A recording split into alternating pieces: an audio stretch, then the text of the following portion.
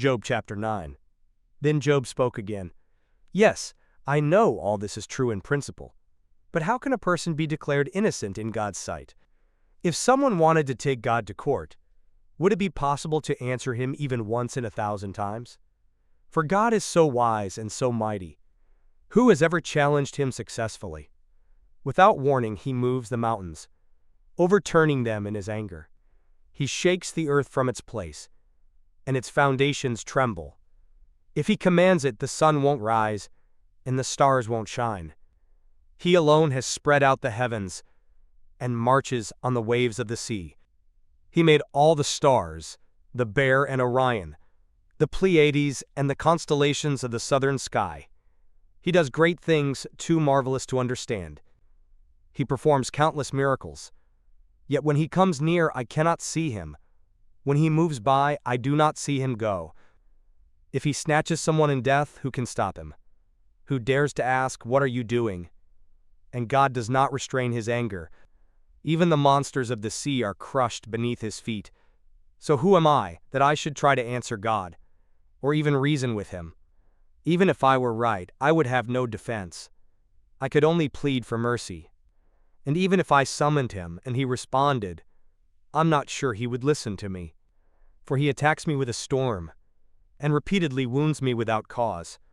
He will not let me catch my breath, but fills me instead with bitter sorrows. If it's a question of strength, he's the strong one. If it's a matter of justice, who dares to summon him to court? Though I am innocent, my own mouth would pronounce me guilty. Though I am blameless, it would prove me wicked.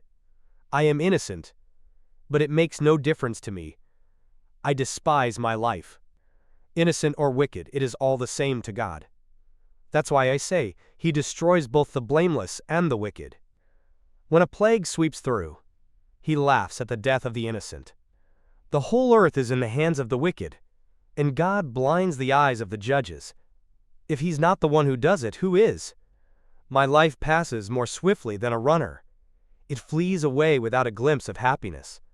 It disappears like a swift papyrus boat, like an eagle swooping down on its prey. If I decided to forget my complaints, to put away my sad face and be cheerful, I would still dread all the pain, for I know you will not find me innocent, O God. Whatever happens, I will be found guilty. So what's the use of trying?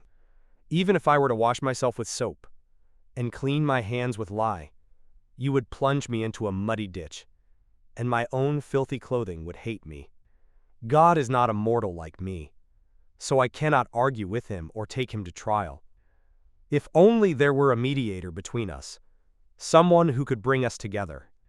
The mediator could make God stop beating me, and I would no longer live in terror of his punishment. Then I could speak to him without fear, but I cannot do that in my own strength. Job chapter 10. I am disgusted with my life. Let me complain freely. My bitter soul must complain. I will say to God, don't simply condemn me. Tell me the charge you are bringing against me. What do you gain by oppressing me? Why do you reject me, the work of your own hands, while smiling on the schemes of the wicked? Are your eyes like those of a human? Do you see things only as people see them? Is your lifetime only as long as ours? Is your life so short that you must quickly probe for my guilt and search for my sin? Although you know I am not guilty, no one can rescue me from your hands. You formed me with your hands, you made me, yet now you completely destroy me. Remember that you made me from dust. Will you turn me back to dust so soon? You guided my conception and formed me in the womb. You clothed me with skin and flesh, and you knit my bones and sinews together.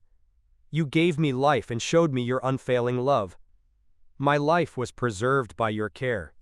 Yet your real motive, your true intent, was to watch me, and if I sinned, you would not forgive my guilt. If I am guilty, too bad for me.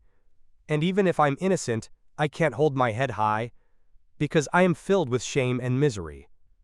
And if I hold my head high, you hunt me like a lion, and display your awesome power against me. Again and again you witness against me. You pour out your growing anger on me, and bring fresh armies against me. Why then did you deliver me from my mother's womb? Why didn't you let me die at birth? It would be as though I had never existed, going directly from the womb to the grave.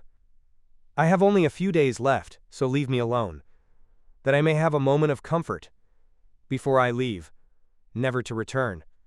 For the land of darkness and utter gloom. It is a land as dark as midnight, a land of gloom and confusion, where even the light is dark as midnight. Job chapter 11. Then Zophar the Naamathite replied to Job, "Shouldn't someone answer this torrent of words? Is a person proved innocent just by a lot of talking? Should I remain silent while you babble on? When you mock God, shouldn't someone make you ashamed? You claim, 'My beliefs are pure,' and 'I am clean in the sight of God.' If only God would speak. If only He would tell you what He thinks. If only He would tell you the secrets of wisdom. For true wisdom is not a simple matter.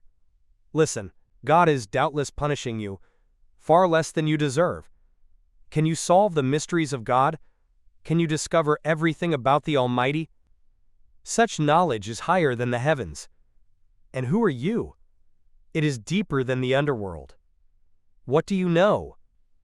It is broader than the earth, and wider than the sea. If God comes and puts a person in prison, or calls the court to order, who can stop Him? For He knows those who are false, and He takes note of all their sins.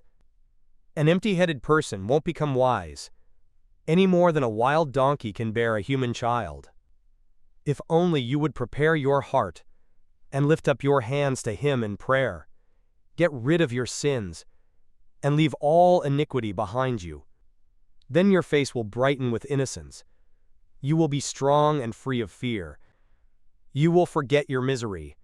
It will be like water flowing away. Your life will be brighter than the noonday. Even darkness will be as bright as morning. Having hope will give you courage. You will be protected and will rest in safety. You will lie down unafraid, and many will look to you for help. But the wicked will be blinded. They will have no escape. Their only hope is death.